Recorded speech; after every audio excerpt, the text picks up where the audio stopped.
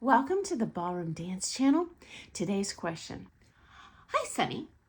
When should I progress to the next level of competition? Okay, number one, I've seen two schools of thought here.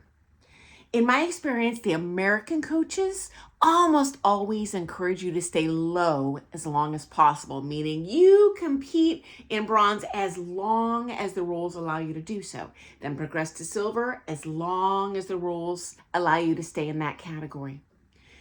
On the other hand, almost every European coach that I've taken from kind of wants to throw you in the deep end. As a matter of fact, I had a British couple of friends. They started competing in open and they didn't start dancing till adults. They did it. They dropped a lot of money and time into it, but yeah, it can be done. I just think in the United States that might be a little difficult given our comp system works a little differently. Okay, number two, very important. What are your goals? Okay.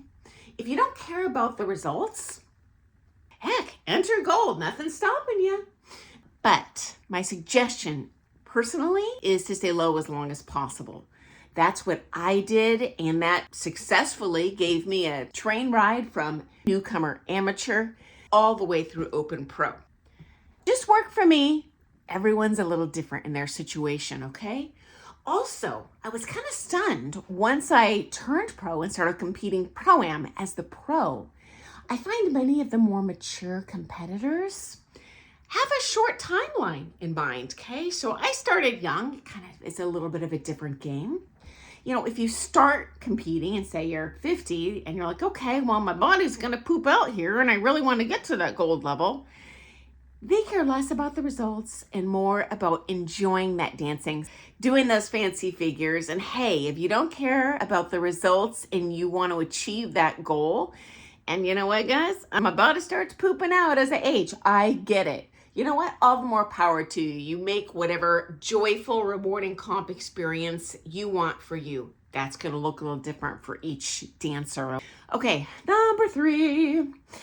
Ask a coach about that point system I mentioned. So you can only win or place in the top three in a certain number of competitions before you point out of that system. This prevents sandbagging, okay? So they don't want someone who's legit a gold level dancer just going and taking home all the bronze scholarships. Not fair.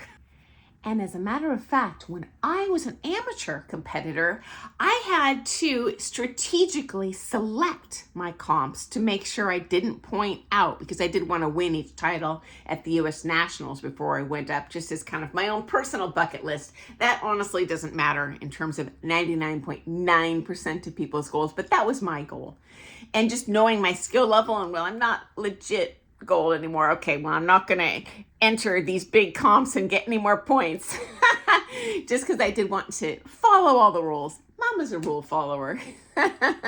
Okay, and next up, Pro-Am adds a little bit of a challenge to the situation if your pro goes to one competition and brings a multitude of partners.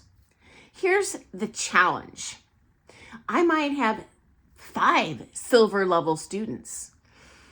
You gotta pick someone to dance down in bronze because you can't be on the floor with 2 people at once competing in the same event.